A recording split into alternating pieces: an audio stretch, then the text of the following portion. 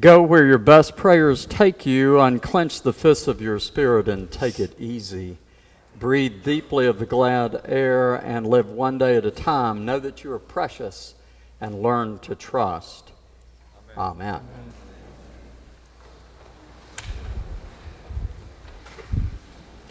Well, good morning to all of you. It's great to see you this morning, and what a fun, great day to have baptisms and have us gather at church together. I don't know about you, I was up dark this morning for two reasons. First was the Perseid shower. I didn't see much, but I was up a little after 5 to see if I could see some meteors. And then the Olympic, yes, I'm going to talk about the Olympics again. He's just a broken record. The Olympic marathon started at 6 and I was watching. And in fact, in honor of them, you can't see, but I have on my Olympic socks. I'm serious about this. I am so fired up, and it's over. You know something, I have watched these young people, and it has touched me in a way that I just can't remember ever before. And I've really paid attention to them and to their stories. And if you really watch, as I said before in a sermon, what we see are real stories about real life, about young people, their families. It's quite endearing. And something else I want to point out that maybe you've noticed, but I really began to notice how many of our young athletes, not all, but how many of them, when they were finished competing or won a medal and were interviewed, the first thing they said was what Allison Felix said, our 200 speedster. She is such a cute young woman and fast as lightning. And part of the 4x400, the first thing she said was, I want to thank God. And I started thinking about that. Is that just a toss-off, just a little something they say? Is it they're part of a group and that's expected? And you know, the more I thought and the more I've watched, I don't think so. I think for those young people, there is something going on in them and about them that's different. You know, most of us, when we think about all this, I guess I've thought about our young people and how they get, what they're given. And I've thought about it myself. How did I get what I have and who gave it to me? And most of us don't really think about that till we're much older, till we're adults. And then we reflect on our childhood or our young adulthood. Children don't see it at the time, very rarely. But usually we see it later. What we have or what we didn't have. But what we have becomes clearer. Who gave it to us becomes clearer. Maybe it happens when we become parents. That really initiates some conversation in us. I heard a young man named Jim, a young professional in his 30s, talking about his own reflections, and it was on the death of his father. His dad died really young from cancer, and he was in his 30s when his father died. And the whole family had gathered for the funeral, and it was after the funeral, and if you've been through that experience, it's that hardest point where it gets quiet and everybody leaves. His younger brother was there with his family. They went out for his drive. His mother took a nap in their family home. All the rest of the family had gone, and he was just by himself wandering the house. And he wandered into his father's study and began to look at all the books that his father prized. His father was quite an academic and a practical man as well. He was a mathematician. And his father loved books, and he remembered that as a real touchstone about his relationship of being a young boy and watching his dad study at night and pull books out. And instantly he saw a volume, and he pulled it out, and it was his father's favorite textbook on mathematics, and it brought back a memory. When he was 8, his little brother was 4, and they were playing around. The fire was going. It was chilly. It was in the fall. His dad was studying. His dad got up to go say something to his mother in the kitchen. And his little brother picked up his dad's book, and his little brother, Tim, had a crayon and just went at it. And he sat there going like, you know, am I going to get in trouble? So he kind of sat quietly. His dad came back, and he said he never will forget. His father picked up the book, looked at the book kind of shocked, and then looked at little Tim with the crayon, patted him on the head, sat back down, went right back to work, picked up a pen, but then he saw his father do something remarkable. He wrote in the book where his young son had just written. He'd never even thought about that. All these years had gone by. And now on this occasion, he opened the book to find the page with the crayon on it. And he found the doodles of little Timmy, but he found his father's doodles as well. Here's what his father wrote. Tim's work, 1959. Age 2. How many times I have looked into your beautiful little face and now look into your bright, alert eyes and watch your little fat hands so busy. And thank God for the gift that you are. You have made this book special and sacred. You know, what do we show our children? What do we teach them? Incredibly important questions, actually. You know, hopefully we show them it's not their achievements. It is not their work that makes them special. But they are special in and of themselves. You see, they are not a means to an end. They are special in and of themselves. It's not what they do or don't do.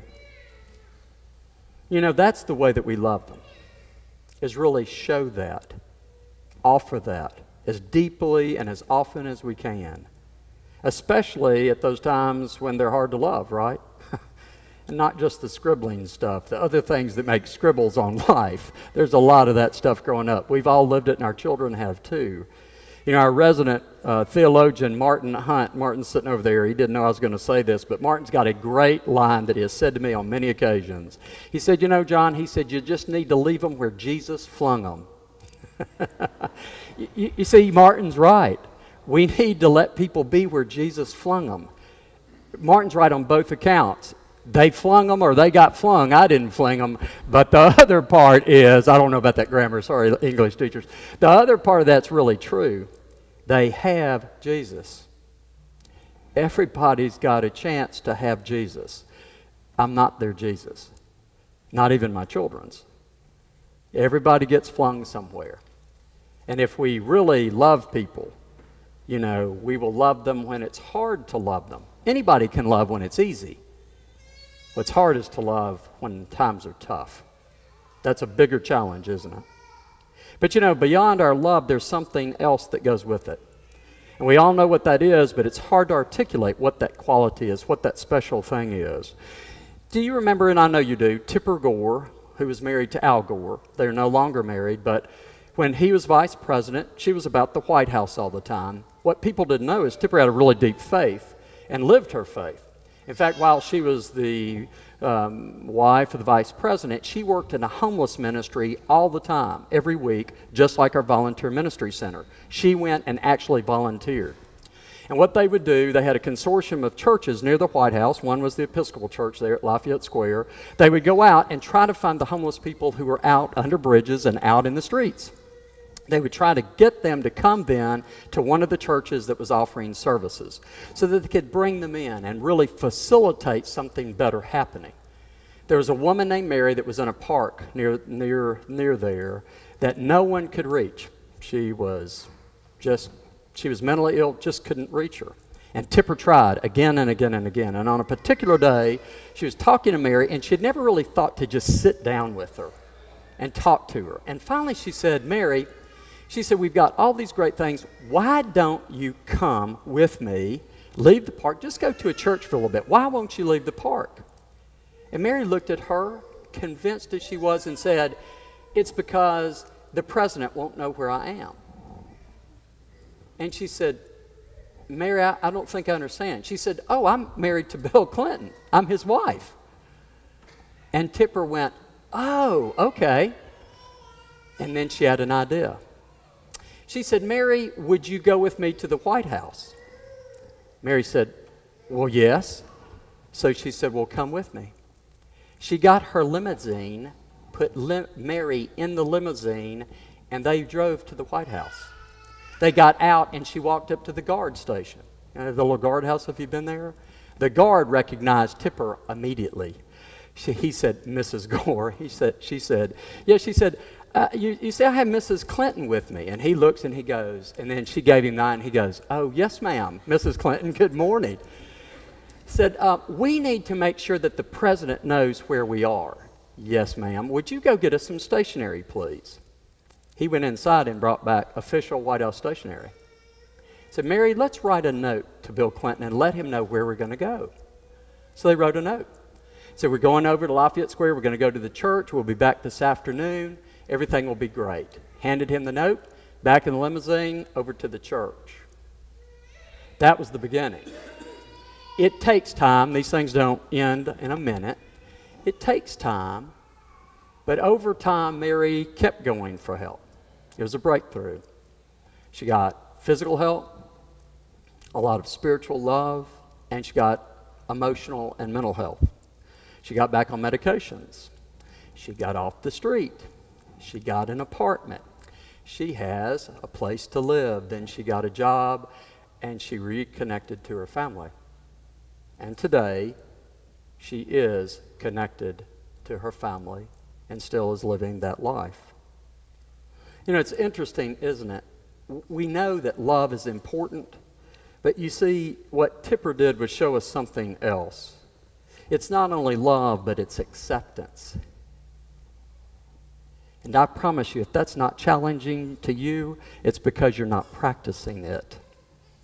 And neither am I. Acceptance, really being able to meet people and our children where they are.